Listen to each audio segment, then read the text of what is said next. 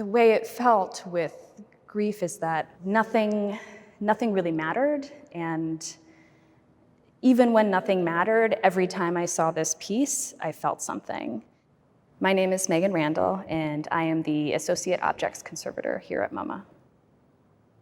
So this work is RSVP1. It was made by Senga Noguchi in 1977/2003. Oh my God, how do you describe this? It's 10 sets of nylons that are filled with sand, and they are sort of stretched to their absolute limit and attached to the wall with a series of nails. Some of them are resting on the floor, and some of them are actually suspended from the ceiling in a very specific orientation determined by the artist. In 2019, my assignment was the second floor for our expansion exhibition. One of the objects on the checklist was this work. During my research, I'm looking through things about Senga Noguchi, her works at other museums, and read that these works, especially this one, RSVP1, was made sort of as a reaction to her first pregnancy. And it has to do with the elasticity of the human body, the changes we go through.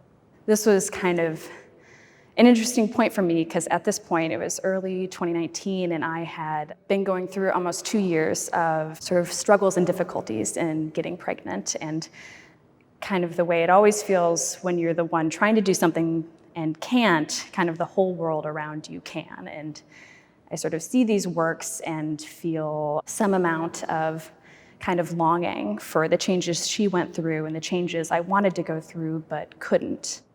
Sort of leading into the summer of 2019 when we're going to start our install, I find out that I'm pregnant, and this work immediately takes on a new meaning. I start having changes in my own body that are internal but not visible yet, and start thinking about the weight of these works and how they hang and how fragile but also strong they are. 2 weeks or so before we install the work in the galleries in August of 2019, I have a pregnancy loss, and everything about this work shifts for me. Instead of being a sign of joy, it's just this physical reminder of what I've lost.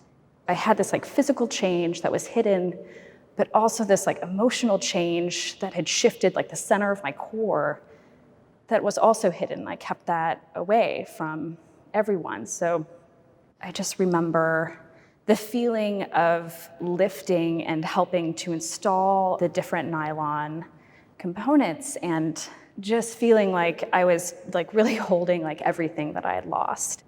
The museum opens, and I sort of forget about it for a little while. I have to check on the work every week just to make sure everything looks okay. I kind of have this blanket of grief that's over me. Something she mentions, Noguchi, is that sometimes elasticity can go to the point where you can't change back, that your psyche and your body, you're forever changed. And it made me feel like the grief that I had, at the hole that was at the center of my being, wasn't always going to be a loss. It was going to be maybe just a new shape that defined a different part of me. Now, almost over a year later, the work is beautiful. It's still perfect, and it gives me a little bit of strength every day.